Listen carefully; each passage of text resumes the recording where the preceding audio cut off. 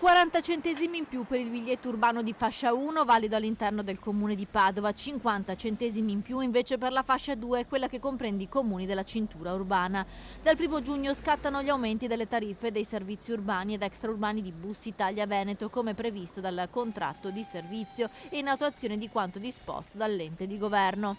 La fascia urbana 1 costerà 1,70 €, la 2 invece 2 euro. Viene ampliata però la validità temporale dei biglietti urbani, sia della zona 1 che passa da 70 a 90 minuti che della zona 2 che durerà 100 minuti. Gli aumenti riguardano anche i ticket extraurbani che salgono del 10%, invariate le tariffe dei biglietti a bordo, unica eccezione per il biglietto a bordo del trasporto urbano di fascia 2 che verrà variato del 20% e delle tessere di riconoscimento per gli abbonamenti.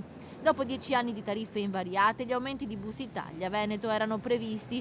Questo ci renderà ancora più forti e risoluti nel chiedere al gestore di proseguire rapidamente e come da contratto sulla strada degli investimenti strutturali e sul miglioramento del servizio, ha commentato il sindaco di Padova Sergio Giordani, che da mesi ha aperto un confronto serrato con la holding di trasporti.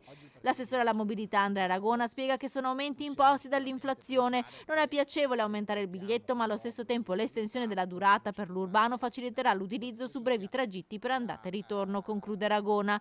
L'opposizione in consiglio comunale attacca l'amministrazione e parla di beffa per gli utenti. È una doppia beffa perché gli utenti che si vedono un servizio peggiorato sia dal punto di vista della qualità sia dal punto di vista degli orari che calano, si vedono poi aumentare le tariffe, quindi è una doppia fregatura, possiamo dire così, per un cittadino che è spinto dall'amministrazione ad usare il mezzo pubblico, ma il mezzo pubblico non funziona e costa sempre di più. Stiamo assistendo ancora una volta alla solita politica di aumenti dei prezzi dei servizi per far fronte agli effetti di una mala gestione.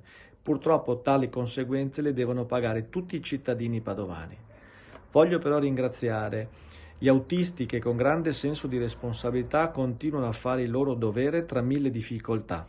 Chi dispone dei biglietti con la vecchia tariffa naturalmente li potrà continuare ad utilizzare fino alla fine di agosto 2023. Bus Italia ha anche annunciato l'imminente sperimentazione su alcune linee urbane dell'orario in tempo reale, quindi i viaggiatori potranno conoscere in tempo reale l'arrivo dell'autobus alla fermata.